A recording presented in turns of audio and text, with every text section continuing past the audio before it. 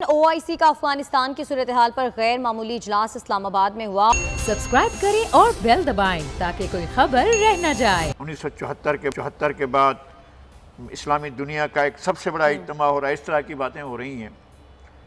یہ فریادیوں کا ایک اجتماع ہو رہا ہے۔ لگتا یہ ہے کہ اسلامی ملکوں کی ٹریڈ یونین اپنا چارٹر آف ڈیمانڈ پیش کر رہی ہے۔ 6 نکات ہیں اس چارٹر آف ڈیمانڈ کے جو اسلامی ملکوں کی ٹریڈ یونین جس کا نام OIC ہے وہ پیش کر رہی ہے، مگر کس کو پیش کر رہی ہے؟ مطلب یہ فریاد کس کے سامنے کی جا رہی ہے؟ اگر آپ یہ کہہ رہے ہیں کہ افغان عوام کو خوراک کی فراہمی اور فوڈ سیکورٹی کے لیے اقدامات ہونے چاہیے، تو کیا اسلامی ملک جو ہیں اتنا نہیں کر سکتے ہیں؟ یہاں پر وہ ممالک بھی جن کے پاس اربوں خربوں ڈالر کے اپنے اثاثے موجود ہیں جو دنیا بھر میں اور ان ملکوں میں انویسٹمنٹ کر رہے ہیں جن ملکوں کو ساری اسلامی دنیا تسلیم بھی نہیں کرتی ہے۔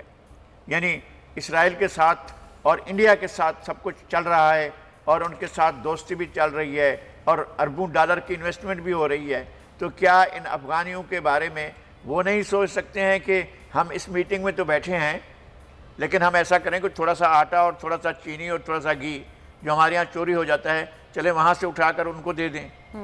پھر یہ کہ اقوام متحدہ اور OIC کا گروپ بنا کر افغانستان کو جائز بینکنگ سہولیات تک رسائی دی جائے، کون دے گا؟ یہ آپ IMF سے کہہ رہے ہیں، ورلڈ بینک سے کہہ رہے ہیں، آپ جو ہے وہ ایشین ڈیولپمنٹ بینک سے کہہ رہے ہیں، فرینچ کنسورشیم سے کہہ رہے ہیں۔ کیا کس سے یہ مطالبہ کیا جا رہا ہے کہ وہ جو ہے آپ کو بینکنگ کی سہولیات دے؟ یا اسلامی ملک جائیں اپنے بینک کھول دیں؟ یہ جو ملک بیٹھے ہوئے ہیں جن کے وزرائے خارجہ تشریف لائے ہیں وہ جائیں اور افغانستان میں اپنے بینکوں کی برانچز کھول لیں اور افغانستان کے جو بھی حکمران ہیں وہ منع نہیں کریں گے۔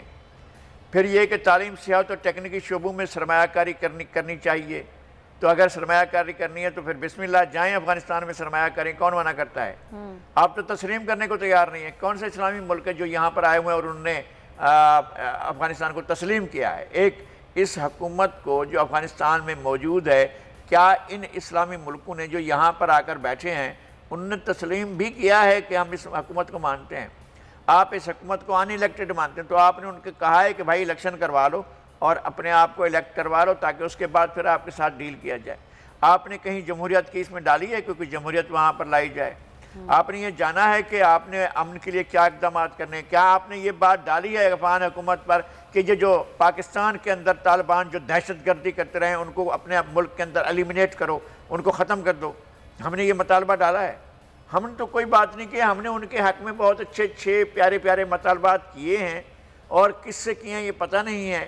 آپ کا کس سے مانگنے جا رہے ہیں؟ امریکہ سے کہہ رہے ہیں، آپ یورپی یونین سے کہہ رہے ہیں، آپ جو ہے یہ ساری فریاد آسٹریلیا کے آگے رکھ رہے ہیں، جرمنی کے آگے رکھ رہے ہیں، یا ان اسلامی ملکوں کے آگے رکھ رہے ہیں؟ اور یہ ڈرافٹ کس نے کیا ہے؟ جس نے بھی ڈرافٹ کیا اس نے تو کمال کیا۔ میرے خیال میں وہ ٹریڈ یونین لیڈر رہے ہوں گے جس نے اس کو ڈرافٹ کیا ہوگا، کہ جس طرح سے ٹریڈ یونین کے لیڈر جو ہوتے ہیں وہ بیٹھ کر بارگیننگ ایجنٹ بن کر وہ اپنے سیٹ کے ساتھ یا اپنے ادارے کے ساتھ بیٹھ کر وہ بارگیننگ کرتے ہیں اور بیٹھ کر گفت و شنید کرتے ہیں، اس طرح کا کہ ایک چارٹر آف ڈیمانڈ آیا ہے۔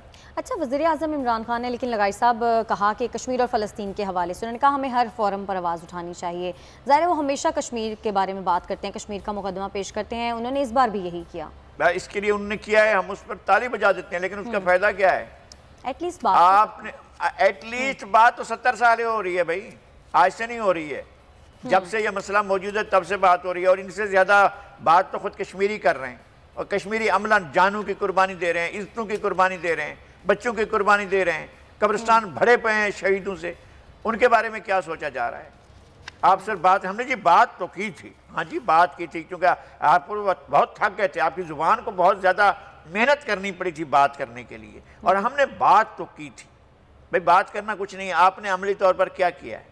آپ نے اسلامی برادری کو کہا ہے کہ بھائی صاحب ان کشمیریوں کے لیے اور ان فلسطینیوں کے لیے جو نہتے مارے جا رہے ہیں، جن کو اتنے سال برسوں سے جو ہے وہ رکھا گیا ہے آئسولیشن میں، اور ان کو جو ہے کنفائن کر کے رکھا گیا ہے، ان لوگوں کے لیے کچھ سوچو۔ غزہ کے لیے اور دیگر علاقوں کے لیے جہاں فلسطینی آبادی ہے ان کے بارے میں کوئی سوچا گیا ہے کہ کیا ہوگا؟ ہم نے کوئی اس طرح کی چیزیں نہیں چھوڑی۔